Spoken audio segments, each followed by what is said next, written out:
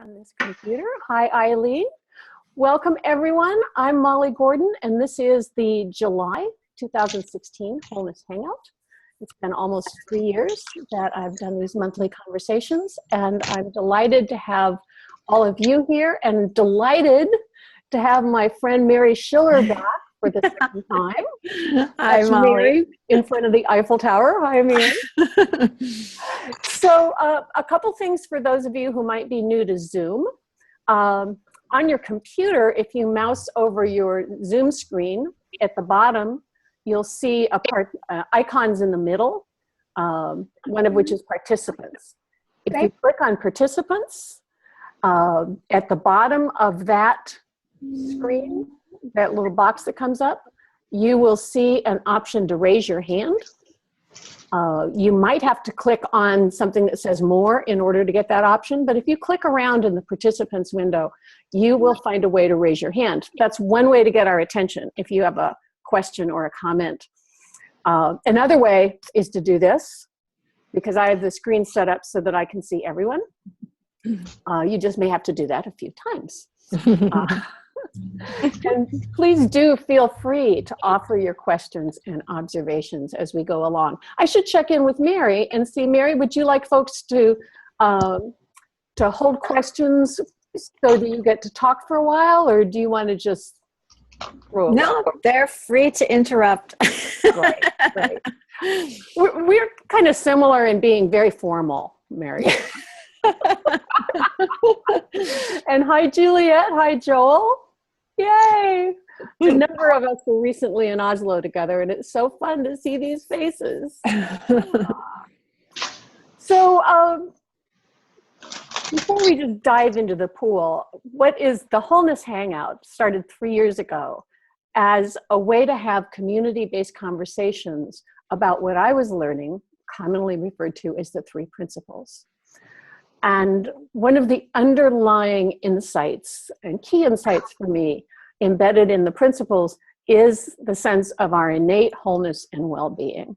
And so that's the overarching theme of these monthly gatherings. Mary Schiller is a person who had quite a dramatic experience with her own encounter with the three principles. I'll just let you tell your story, Mary. You're here. Okay, thanks, Molly. Well, I'll keep this this part kind of short. I was at a point in my life about 2.5 years ago, so around the end of 2013, where I was pretty frustrated in every aspect of my life. It looked to me at the time like nothing was going right at all. Just on the surface of things, I was in a job that I didn't like. My marriage was in trouble. I wasn't happy with the way I was living generally. And on top of that, I had been dealing with what's commonly called post-traumatic stress disorder for a number of decades by that point, literally. I had been diagnosed with it when I was about 29, at the end of a very abusive marriage that I'd been in. And I had struggled all those years. By the time it was 2014, I was in my early 50s, and I'd been struggling with it all that time. I had sought help from all different kinds of professionals. I had, tried all kinds of techniques and tools and mindfulness and meditation and tapping. And, I was looking at trying to get into a clinical trial for some new drug therapies. And I was really feeling pretty desperate by that point, I have to say. It was one of the lowest points that I'd had because I had finished a very intense psychotherapeutic process about a year before that. And I'd been feeling really good. And then I just started to tank again.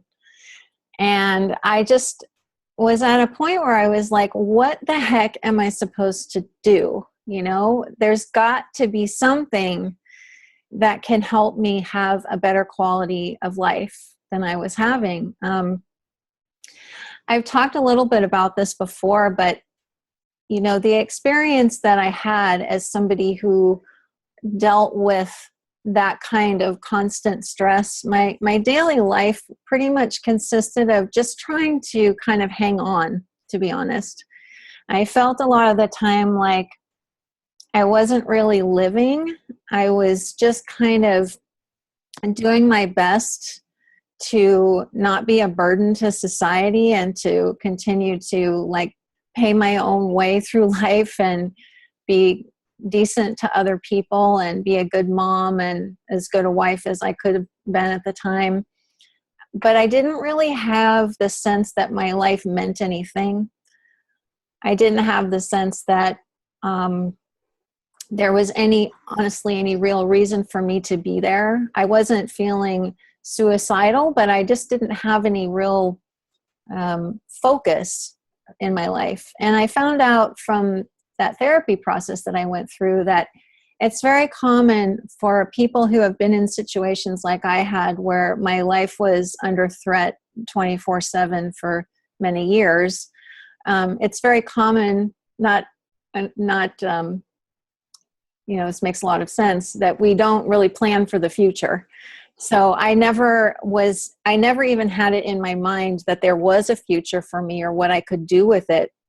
So as a result, any dreams of anything I wanted to do just were gone. I didn't even remember what they were. And I think the hardest part of my life, the way that I was living it all those years, was I looked around at other people and didn't understand how they could be so happy. I didn't understand how they could have goals and set goals and meet them and go on vacation and be relaxed. And just none of that made any sense to me. It looked like I was, it seemed like I was looking through some kind of distorted glass or something. I couldn't relate. And so, around the middle or so of spring or summer, I can't remember exactly, of 2014, I came across a video of somebody talking about Michael Neal's book, The Inside Out Revolution. And I had no idea what she was even talking about. It didn't really make sense to me, but she was so enthusiastic about this book that I thought, well, I've read every other book out there. What's one more on my bookshelf kind of thing? I might as well just try it. And I actually bought the audio version of it first and started listening to it. And even though I didn't really understand what Michael was saying, there was some spark in there that caught my attention. And I listened to that book constantly, literally for about a week to 2 weeks. I think I would finish it and I would just listen to it again. I'd finish it and I'd listen to it again. And one day it just occurred to me, like, that proverbial light bulb over your head kind of thing. It was really like the biggest light bulb you could ever picture just went on for me. And I realized that all of the things that I had thought about myself in terms of being a damaged person who really couldn't figure things out and how to have a good life, all of that was just nonsense, frankly. It just was not true. It had the idea suddenly that there could be anything wrong with me seemed completely ridiculous. It was like, well, how could there be anything wrong with me if I am born with this innate health and well-being? Then the only thing that's been wrong with me is I didn't know that, And I had the biggest, sense of, I get really emotional about this because I had the biggest sense of relief. I didn't even think it was possible to feel that much relief. But my life was changed when I saw that nothing that had occurred in my younger life, and nothing even that I had experienced in all the intervening years, had anything to do with who I actually was. And that who I actually was perfectly fine and was completely whole. And the only thing I was missing was that piece of knowing that and understanding that my thoughts were just a little screwy and I'd been paying attention to them. That was just totally life-changing for me. Totally. And and my life has not been the same since that day. It just hasn't been the same. I now have a completely different experience, not only of my daily life, but looking back on what happened to me. I don't see that in the same way at all either. I used to feel like my life had been just one long mistake and one just, like I had made a mistake in who I married, and I felt like I was going to pay for that the rest of my life, that one mistake. And when I was able to look back on it in a totally different way via this understanding of the three principles, that just shifted my entire view of myself, of him, of that relationship, of what I had been doing with the 30 years in between. And it didn't erase it in a sense, but it just changed it. It just changed it. I didn't see anything the same way anymore. So that's my short version of my coming upon the principles. Yeah. And so when we talk about the three principles, very briefly, many of the people on this in this gathering know it, but I know some don't, and many who see the replay may not. In the 1970s, a Canadian man, Sydney Banks, actually a Scottish man living in Canada, had an awakening experience. And I like to tell the story of when it happened, because for me, it encapsulates or it points to what he saw. And Sid was a welder with a 9th grade education. I mean, he's just bopping around through life. He's not looking for enlightenment, which I always have to say pisses me off. What about those of us who've been doing this? But anyway, Sid and his wife go to a marriage encounter weekend, which they hadn't been very excited about going to, but they had signed up and backed out a few times. They actually show up. And in the 70s, some of us are old enough to remember this, the style was to do lots of mate bashing and, get it all out on the table and say what you really feel. Tell her what you really think. And that didn't look quite right to Sid, but what did he know? He's a welder. But he's not having a good time. And during a break, he's walking around outside with another participant, whom I believe was a psychologist. And they're comparing notes about what a crappy time they're having, and also about how just poorly they're doing in life in general. And Sid is talking about his insecurities. And this other guy says, Sid, you're not insecure. You just think you are. And that remark just got in. It just hit him between the eyes. It's like he saw something about the difference between actual insecurity coming from circumstances out in the world and insecurity coming from thought, both conscious and unconscious thought. Thoughts like an iceberg. We have maybe 70 to 100,000 thoughts a day, and we're only marginally aware of a few of them. Most of them are under the waterline. Over the course of the next couple of days, this experience kind of unfolded, and Sid went on to have this full-blown enlightened experience, whatever that is, not having had one, and began to teach what he had seen about how we experience life actually from the inside out. It looks to us like life is coming at us and doing things to us, and life is causing us to feel certain ways. Mary's suffering was coming from her marriage and her ex-husband and her history. My pleasure in this moment is coming from seeing your faces. That's the way it seems. But what Sid saw is that actually what's happening is that all of our experiences arising out of one seamless, infinite, energetic whole, which he calls mind, the infinite energy behind all things. And out of mind gives rise to thought forms. The second principle, thought. And the third principle, consciousness, is what makes those thought forms come alive to us.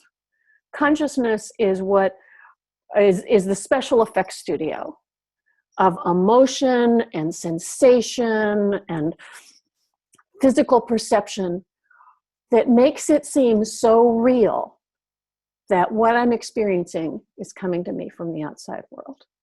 And it's supposed to be that way. This is not about how to get past the three principles. This is not, how do you hack the three principles so that it doesn't look that way anymore?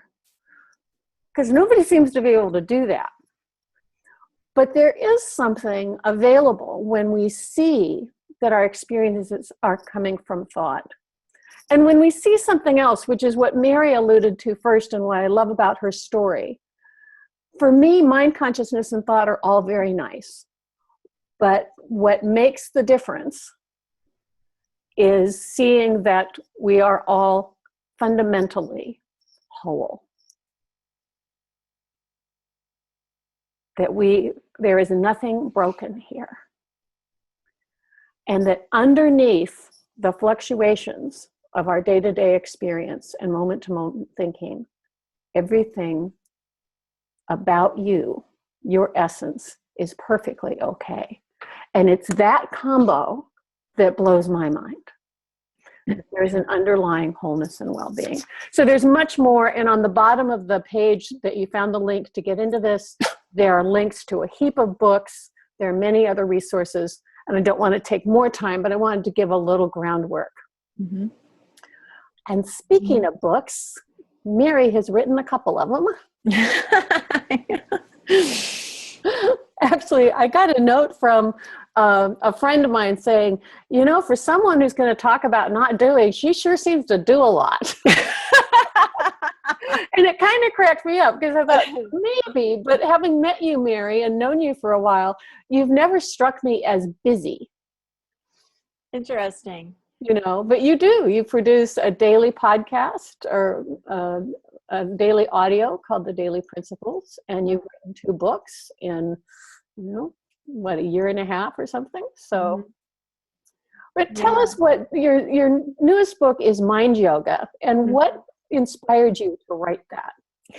Yeah, that's kind of an interesting story because, you know, one of the things that is so different about these principles is that they don't tell us what to do. They simply describe, just like you did, how we are actually operating in this world. You know, to me, they make the invisible visible by describing how I'm actually having this experience of being a human being. So they're just descriptors. They're not designed to prescribe some way of living. You know, I think the word principles can be a little misleading to people at first, like, oh, I'm supposed to live by these principles. But they're not that, as you just said. They're really a description of how we are living this life of a human being. But in my talking with people over the last couple of years, I started to really see that because I think the way our society and our culture frames things these days, it always seems like we have to do something, you know, that it's not enough to just sort of sit and be, but that we have to do something in order to improve ourselves. And that if we're not doing something, we're not being proactive in our own self-development, those kinds of things. I also discovered that, and I think this was true for me too, is that I didn't really understand that since I didn't understand that there wasn't anything wrong with me, I thought I had a lot of stuff that I had to do to fix myself, and I was kind of trying to do all these things to make myself into a whole person. And so what we're talking about is very, very different from everything else that's being talked about in the self-development realm, if you will. And people were always saying, well, you keep saying that I don't have to do anything, that all I have to do, quote unquote, is understand these principles and, kind of look for evidence of them in my daily life. But that just doesn't seem like enough. There's got to be something I can do. And so I thought, well, I'm a creative person. Maybe I can kind of come up with some way that will at least give the illusion that we are doing something. Kind of sneak it in, and put it in sort of a how-to format when it really isn't a how-to, but sort of give everybody, including myself, frankly, a little bit of comfort in a framework that we're familiar with. So I focused this book, Mind Yoga, on stress because that was such a huge part of my my life before I came across these principles. And so I know a lot about it, unfortunately. And so I decided to try to write a how-to book, if you will, using these principles as the base for stress relief. And I used the phrase mind yoga because I thought, well, a lot of people do yoga for stress relief. And so maybe this will kind of bring in people who are interested in that side of things. So that's basically how the book came about. It was really my way of trying to, what do I want to say? Take something that to me is obviously in the spiritual realm, but kind of bring it into a very practical way of not using the principles, but just a way of seeing them in a more practical way. Yeah. If that makes sense. So in the book, I have stress relief broken out into what I called poses, quote unquote. So keeping with the yoga theme. So, the first pose is essentially to look inside yourself because that's where stress originates. It's not coming from all of these things out there like I used to believe. I really, really thought for all those years that my state of being came from, like you said, my ex-husband and from the traumatic events that had occurred. That's how it looked to me. It looked like those things happen, therefore I'm experiencing this stress right now. And I had some sense that my thinking was playing a role in it, but I didn't really have a clear idea of that at all. I just knew that I couldn't seem to control my thoughts. And so I kind of threw up my hands at one point and just said, I don't know what else I'm supposed to do. And so part of what I do in the book is explain that, really the first piece and most important piece to me of all of it is understanding that any emotion we have, whether it's stress or anything else, is not coming from stuff out there. And, I feel like I would be a bit remiss actually in this conversation, since I'm talking about stress, if I didn't talk about a little bit of what's happening in the world currently. Mm-hmm. These past, 2 to 3 weeks or so have been incredibly packed with a lot of events that have really stirred things up, to put it mildly. And yesterday, I was feeling very, very angry. I had a period of time where I was just very upset, looking around and just feeling like, what is happening? And I stopped myself and I thought, you know what? even in cases like this, even when it really looks like this anger is somehow coming at me from things that are happening, it isn't that way. It's still coming from within myself. My own thinking is causing this anger, and I'm not going to be part of the solution to it if I don't see that clearly.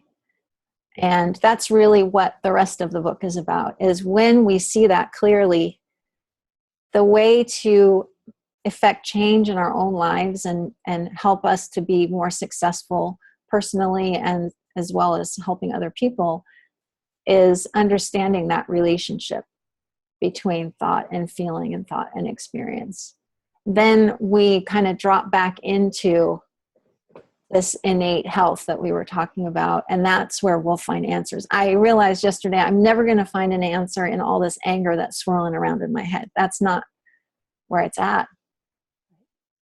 So, so that was an interesting lesson just for me in the moment yesterday in terms of this.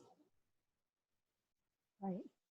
Thank you for bringing in current events, Mary, because very much in my mind and heart too. And I think it's important to me that we not use spiritual understanding to do what some teachers have called a spiritual bypass. Mm-hmm. It's fine. And to recognize that my experience is coming from my thinking is not to say that feelings don't matter or that feelings aren't valuable. Mm-hmm. Or that thought isn't useful.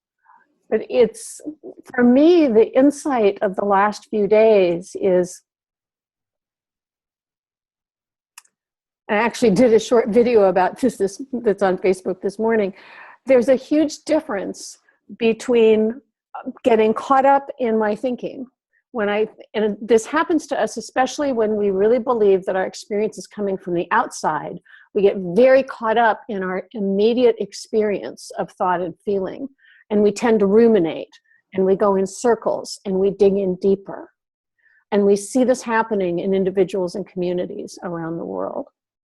But there's another way to take those same energies and concerns. My personal opinion is it's appropriate to be appalled and upset and concerned about things that are going on. And recognizing that my experience of these problems is internally generated, is coming from the inside out, and that I am part of this seamless, infinitely intelligent, I would even say loving whole. Can I somehow bring that in, look in with an open mind and an open heart? And at some point, I wish it had happened 20 minutes ago because I'd tell you what the idea was. At some point, new thought comes in, wisdom comes in, a new way to deal shows up. And we see this over and over again in improbable, heroic,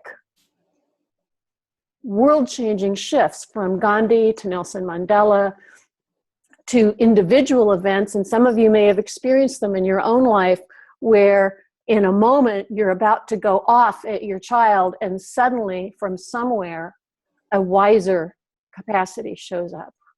Mm-hmm. So it's not about denying or trying to get rid of difficult feelings, but it's recognizing that as we look within, we connect with the source, not to get rid of it, but to keep going to that deeper source where a better idea can come from. Mm-hmm. Yeah, that was beautifully stated. And what I think is so helpful about having an understanding of these principles is that when we understand how the system works, we can then, for lack of a better word, exploit it. Mm-hmm. You know, in the past, before I understood this, there were times when I was functioning okay. You know, there were times when I could look back now and see, okay, in those moments, I was listening to that wisdom. I just didn't understand where it was coming from. I didn't understand how to sort of get my own thinking out of the way and let that come in. Mm-hmm. And that to me is the power, and if we're talking about practical power of having this spiritual understanding, is now that I know how this works, it's much easier for me to still have this even outrage, but still go, okay, wait, I can look in a different direction Mm-hmm. for an answer and for a solution to this problem, instead of looking at my outrage and thinking that somewhere in there, if I stir that up more, Right. that will show me what to do. That's just not how it works. Going down that road is the same road that most of us have been on, and that's just not the right way to go. Greg had raised his hand. Hi, Greg. Hi. It just hit me when you're talking about the current events. How it's actually been a perfect example for me of the principles in action, so to speak. I stopped watching the news about 3.5 years ago. And so I really had no clue what was going on. And it wasn't until somebody told me about it that I was affected by it, Mm-hmm. which proves to me that the circumstances and what happened actually isn't what's affecting me. It's my thoughts about it. Because otherwise I would have felt something as soon as it happened. Mm-hmm. Whichever event we're talking about, as soon as it happened, I would have instantly felt something, but it wasn't until I was told about it. Which consequently, when I stopped watching the news, most of my depression went away. So that was a nice spot. But I thought it was a really good, it just hit me when you were talking about it. I was like, wow, it just solidifies it for me. Mm-hmm. The things that are happening in the world do not have to impact me negatively. They're happening and they're terrible things in some instances, but it's the best thing that I can do and that any of us can do is to continue our own awakening and that of those around us, because that's the only solution to this problem, any of them. Mm-hmm. The only solution is a mass awakening, and it has to start with a few. Mm-hmm. Yeah, one at a time. Mm-hmm. Yeah, that was well put, Greg. And I think that for me, just being able to see that my circumstances, talking about myself, my circumstances, my situation, anything anyone said to me, anything even anyone did to my bodily person, that none of that, A, had any effect on the real me, and B, none of it created anything that I was experiencing, that all came from within me. And that is an incredibly powerful combination of insights that absolutely can change what we're seeing in the world.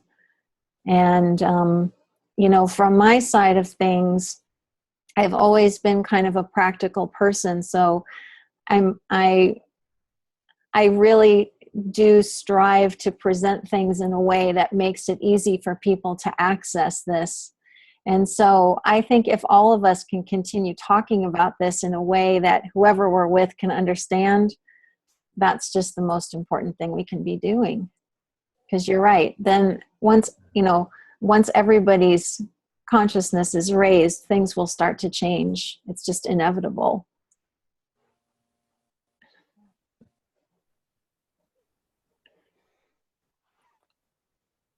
So, Mary, you talked about the first pose. Yes. Look inside. Yes. What's number 2? Well, the second pose is sort of funny because, it's basically what we all know is true, is do nothing. And so I made a non-doing into a doing. You tricky bugger. Aren't I tricky? But, this is the thing too, that it took me a while to understand as well. Because for so long, I had struggled to do things, to, take steps to, I don't know, to create a better mindset in myself, and all these different things. I mean, when I look around sometimes at book titles and self-development and all of that, it's so much effort. It's so much focus on fixing, and has that underlying assumption that human beings are broken in some way, and somehow we need to fix ourselves. And, in the second pose, I basically just talk about the exact opposite, which is that if we can simply see that we're having a thought right now that is creating some sort of stress, that's all that we need to do. And that's just seeing. That's not actually doing. It's just seeing. It's really interesting to, if you can kind of step back and watch yourself, sort of like you're on the outside, and you can see how your thoughts just come and go constantly. You don't have any control over them. And I'm very clear about that in the book, that we can't control our thinking.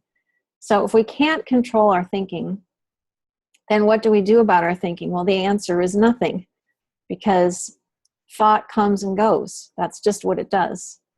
And there's an incredible freedom that comes over you when you realize you no longer have to spend any time trying to get the horse back in the barn. Once you've already had a thought, it's already done. There's nothing to do with it anymore. And maybe that's one of the reasons why I've been able to be so productive, is that I'm no longer spending any time trying to manage myself, trying to manage my feelings or trying to fix something. I don't have any, none of my time is devoted to that anymore. So that's a really amazing side benefit of this understanding, is a lot more free time.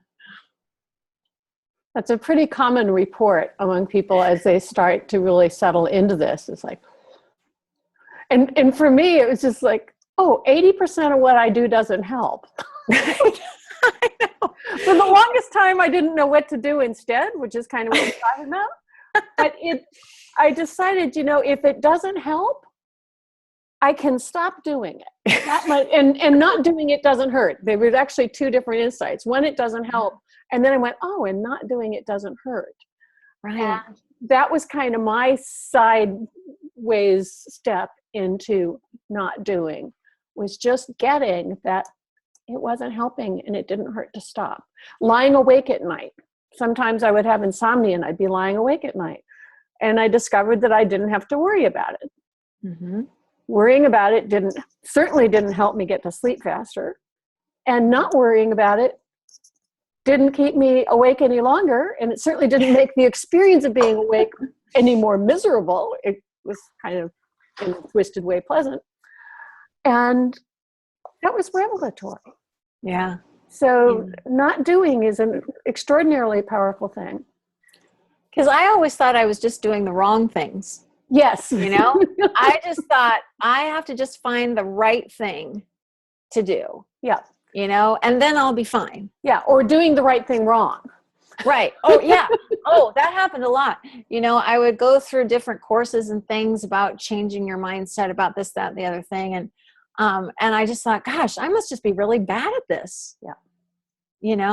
I just don't get it, or I'm not doing it right, or, and I was really frustrated, as I said earlier, because I was like, what the heck am I supposed to be doing then? Right. Do I need just somebody else to come in and work my brain for me? I just really didn't know what to do. And discovering that in actuality, it was much better if I just stopped everything. That was huge. And I noticed a difference in my quality of life almost instantly when I stopped doing everything. And when I say stopped, I mean, like, I stopped caring what I was thinking. I stopped caring what feelings I had. If like early on when I was still having a few sort of PTSD-like symptoms, I would just have them. Whereas in the past, I would try to stop them and I would get really concerned about myself and I'd get really mad. I'd be like, oh my God, here it goes again. You know, am I never going to be free of this and all this stuff? I would just say, oh, okay, I'm having some anxiety while I'm sitting here on the subway right now. I wonder what happens if I just don't care. And it was amazing. Like within a minute, I would even forget that I had that feeling. It just was not there anymore. So the whole do nothing pose, as it were, is really key for me. Yeah. And helping people to see that they really don't have to do anything. Right. Mm-hmm. Renata, hi there. Hi. Oh, wow. Okay. Earlier at the beginning of the podcast, I took off the video because I got caught up in the memories that were very intense and similar to your PTSD journey, Mary. And I didn't want to have the Renata Rudolph nose reindeer thing happening and all that. But also I thought I had to be present in a cool, wonderful way, you know, so I just shut off, you know.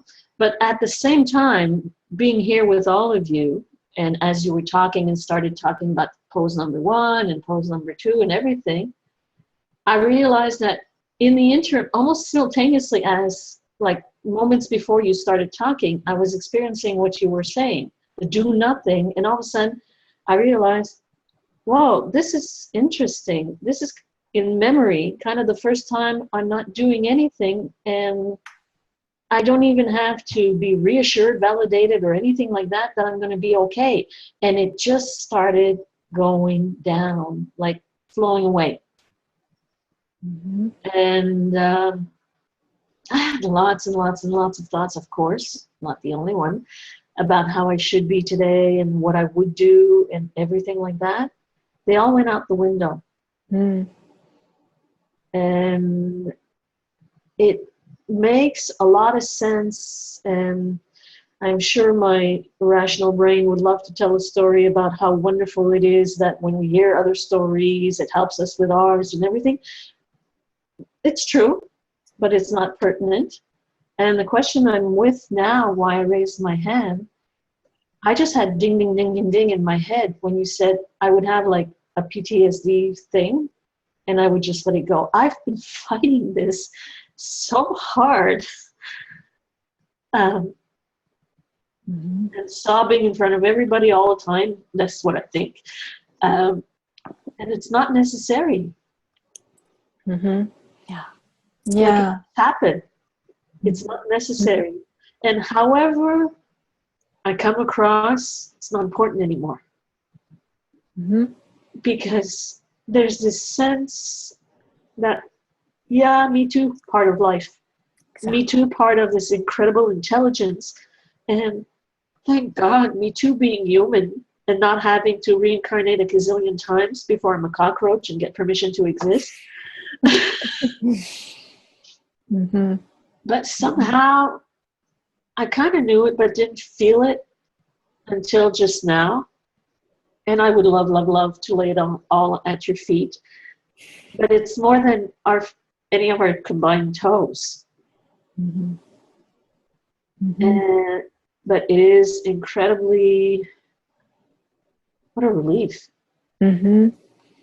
And a lot of people, okay, for people who've never seen me in this community, the last few years, the story is not match for match, but also diagnosed with severe dissociation and supposedly multiple personalities. And they had a nice padded room and lots of medication waiting for me. Thankfully, I freaked out and I refused. And I had a sense all along that there was nothing wrong with me. And I kept telling everybody that. But because there was in part this understanding that finally settled the dust for me. And there was also practical physical thing in the world, like sleeping at reasonable hours, eating wonderful foods. Because if you're like carbureting on 12 cappuccinos a day and 2 packs of cigarettes and eating white flour glazed donuts, not going to happen. And you just let it pass. I guess I'm still reeling from you just let it pass. I'm still with you in that bus or subway. Sorry, I forgot where you were. Just let it pass. Yeah. And also the comments about, for someone who's not productive, you sure do a lot. And I've been struggling with that, what I'm supposed to be doing, and making it such a big mountain that I end up being totally discouraged and end up not doing anything, and then falling back on the old story that I spend most of my day, and oh, thank God I'm not bedridden anymore. It was all true, and it did suck, but it's not real anymore. Mm-hmm. I guess I'm just, it's like really, really, really getting it, not just hoping. Mm-hmm. Mm-hmm. It's not real anymore. It doesn't mean tomorrow morning I'm going to do the whole house cleaning. And I tried real life yoga and I walked like an arthritic frog for a few days. So I'm just going to go with walking for now. I love that, arthritic frog. That's how I feel in yoga. I'm reminded last weekend, for some reason, I woke up on Saturday morning and my plan, I'm lying in bed and I'm thinking, I want to binge watch TV today. Great plan. How am I going to get away with this? How am I going to, and I'm lying there, how am I going to justify this to myself? What will Miles think? And I'm just, but it was my full intention to binge watch TV. That's what I wanted to do. And I don't know why, I ended up scrubbing the kitchen and bathroom and hall. And then I weeded. And so I worked for about 6 hours. And on Sunday, I had planned to work. I had a number of things, 2 of them that still aren't done, and it's Friday the following week. And instead, I got up and I worked outside for several hours, and I did a few loads of laundry, and then I binge watched TV for a few hours. But what I got a kick out of is I just didn't have to actually have an opinion. I mean, I had opinions, but I didn't have to think my opinions were important. Mm-hmm. And I ended up getting a lot more done. And I'm just more and more clear about the difference between what I'm doing, what is unfolding in front of me, and what I'm thinking about what I'm doing. Mm-hmm. Yeah. And that second layer goes on all the time, but it's kind of like the radio in the next room. Mm-hmm. And if you've ever read, been reading when your partner or somebody in the house is playing music or TV or the neighbor's mowing the lawn and you're thinking to yourself, oh my God, I can't concentrate. And then you forget to be pissed off. Mm-hmm. And you wake up a chapter later going, oh, I've been concentrating, but I sure wish they'd turn that lawnmower off. It's like that now with my thinking, often, not always. Mm-hmm. It's not that I don't think. It's just that I know that it's just the radio in the other room. Mm-hmm. And I've developed a pretty good feel for whether tuning to that radio is going to improve my experience or not. Mm-hmm. And it's just nice because I used to worry about turning that radio off. I thought the radio was a problem. The radio of my own mind. And that's hopeless. Like you said earlier, what's wonderful about these conversations or writing a different version like you did, and each and every one of us does it in their own way, I'm realizing too, is people, again, it's not about passing on the 3P rational explanation. It's about living through life. And people get it because it's in them. Mm-hmm. And they'll see your life and you'll say something regular and they'll go, wow, that's fabulous, Mm-hmm. There's one expression lately that seems to come up around my neighborhood because people like these soap operas. And they go, Renata, you seem to be better, how you doing? You're smiling and everything. And I'm going, yeah, it's really cool to be alive, And I'm not falling immediately back on, oh my God, I spent the 50 years thinking I should die, kind of thing. And next thing I know, I'm hearing myself. I said, you know what? Yeah, I am having more fun. And, he said, how did you do that? I said, I didn't do anything. I just realized at some point I was talking with some great people and regular people just like you and me. And then we realized that we didn't have to get caught up in the mental soap opera chatter. Mm-hmm. Yeah. And there's this cute, I don't know what the word is, but, in English I would say you end up washed up. In French, lessivé, which pretty much says the same thing. You're all like, forget it. Mm-hmm. So I basically, thank you. You're welcome. Thank you. Thank you. Yeah, I think one of the things that was interesting to me too early on in my discovery of these principles was that, and this came to mind when each of you was talking just now, is that when I realized that I wasn't broken and I didn't need to fix myself, there was a surge of kind of trust or something. Trust is a very poor word it's not forceful enough for what I'm experiencing when I say that. In myself and in this wisdom, because I saw that it wasn't just mine. It wasn't just my wisdom. It was this, for lack of a better word, collective wisdom of mind with a capital M that I could fall back into, it wasn't all about me anymore.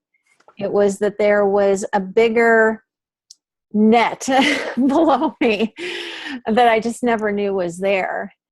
And so sometimes when I'm talking with people, they'll say, well, how can I trust myself if I'm not doing something right and I'm not, and I'm just assuming that this wisdom is there, how can I trust that? And what I try to convey is that it's not just your wisdom. It's a much greater sense of intelligence and clarity and all of that's available to every person. It's not something that you have to manufacture in your own self somehow, which is how I used to see it. And that was a pretty breakthrough thing for me too. I didn't kind of catch on to that bit until a little bit later. And that's made a huge difference in my willingness to try new things and just kind of be whatever I feel like being and doing whatever I feel like doing without any fear anymore. Yeah, that's great. Christy, let me get you unmuted. Hi there. Hi, how are you, Molly? I'm great, thank you. How are you? You look happy. Thank you. Mary, right? Mm-hmm. When I was, I just wanted to thank you. Your joy thing that you had that was free when it very first came out, I think I listened to it 10 times. And a couple days I listened to it a couple days and times that day in a row. I had been 1990 diagnosed with post-traumatic stress, and then I had an opportunity to meet Molly a few years back, and then tag on her collective intelligence, Molly's collective intelligence. And I had what could have in the past been called PTSD. When Molly said she was going to be in St. Paul at the conference for the 3 principles, and I hooked up with Jan and Chipman. And anyway, I had what was considered an episode during that time and got to look at it through the lenses of these other beautiful women, Jan and Molly, etc. And anyway, so they took away my diagnosis of PTSD during that episode. During the episode, they took it away and said it must be, they didn't know what it was, but I still had the episode. Anyway, so then I got better, and then I had it come back last October.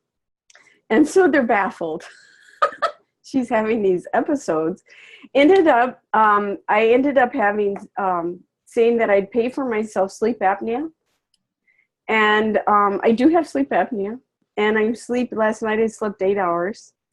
And it's so fun to view all of this, what they thought was totally psychological, had a little bit in, grounded in physiological. But it didn't really matter which field doctors I was at, because all of them just think I'm doing really, really good. And what I heard you say is I think what it is I think for the first time since I was maybe born, I am willing to be me. Whether I'm well or sick or having episodes or not or whatever, that none of those circumstances, how imaginary or biological, make any difference in Christy being Christy. Mm-hmm. And that's what I kept hearing your message was, is that you are happy. Mm-hmm. And it looks very good on you. It sounds very good on you. And today I was so excited. My life didn't really allow me to be here for very long, but I thought that's okay. I just personally wanted to, and Molly, Molly, thank you. But here you are, and I get to see you. I can see you right there. Oh, that's so nice, Christy. Thank you for that. Thank you so much. And, when I really saw for myself that the things that I had wanted so badly were actually already present, and not only were they present now, but they had always been present, and that they, the feeling of peace and joy and all of that, it was all in there already, and it was actually helping me. I just didn't know it. I just didn't know, because I couldn't see it. It hadn't been turned in that direction.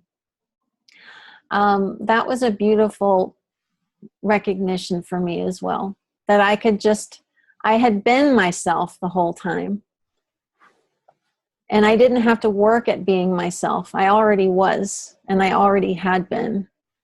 I just didn't have an understanding of what was really happening.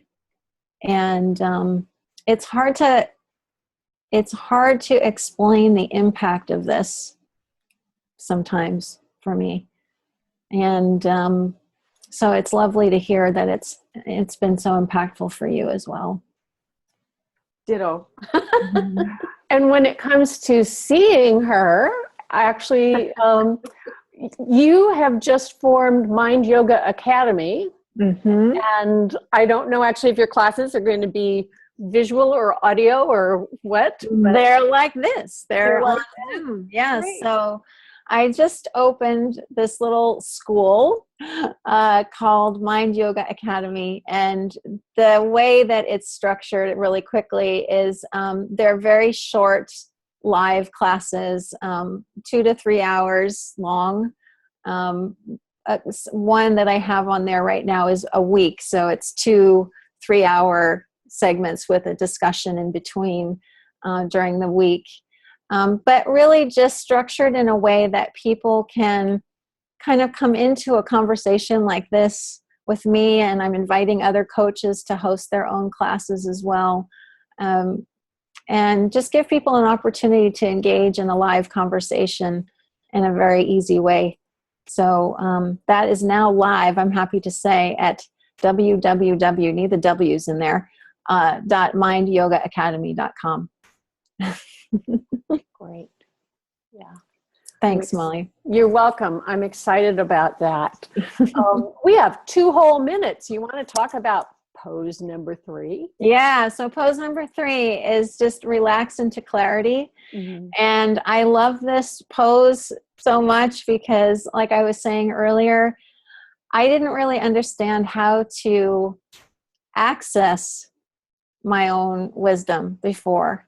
It was sort of like playing baseball without knowing the rules. And occasionally in my life, I would, make it to first base, and then I'd try to figure out, well, how the heck did I do that? And I try to rewind it and go, well, that worked out, but I have no idea how that actually occurred. And so I would try to recreate it. Well, now I understand that the way to access this clarity that we've been talking about, this, new ideas and solutions, is simply understanding where our experience is actually coming from. And when we do that, we can very easily relax into ourselves and into this collective wisdom and find everything we need. It's already there. That's what I love so much. Honestly, that comes to mind so often, is like, just because it looks like something isn't there doesn't mean that it isn't there. It just means that I'm just not seeing it right now. So I'll give it a few minutes and maybe I'll see it. Yeah. So yeah, I love that. That's a great segue into what I'd like to leave folks with, which is, it just occurred to me, another parallel with yoga is that the practice of yoga is an unfolding, progressive, developmental thing. And if you keep showing up and just following simple directions and being gentle, things over time, and for me, a long time, happen. And in the principles community, you'll often hear phrases like, stay in the conversation, or keep looking in this direction. And what we're pointing to with that is that some people have instantaneous, massive shifts. Mary did. I had an instantaneous, massive shift and lasted for about 4 weeks. And then I was plunged into a cycle of looking for that. I want to feel like I did for about 2 years. It's different for different people. But if you keep looking in the direction of these insights, stay in the conversation with wonder and an open mind. And the way Mary describes the 3 poses is a perfect way to do that. You will have guaranteed your own perfect insights in your timing, and they will keep coming. And the less you can worry about having the right ones, remembering the ones you had last week, being able to put into words the one you just had, which I usually can't do, the more you're going to enjoy that naturally unfolding process. This is a process of insight that once you begin will take care of itself and you. You don't have to manage it. Mm-hmm. Mary, thank you so much for being here. Thank you everyone else for being here. Thank you, Molly. Yeah. And thanks everybody. I'll post the replay in a few hours. And next week, Jacqueline Hollows of Beyond Recovery will be the guest in August. Can you? A lovely person Jacqueline is. Yes. Yes. Great. And Greg, I hope you'll be there for that one as well. Okay, guys. Bye-bye. Thank you.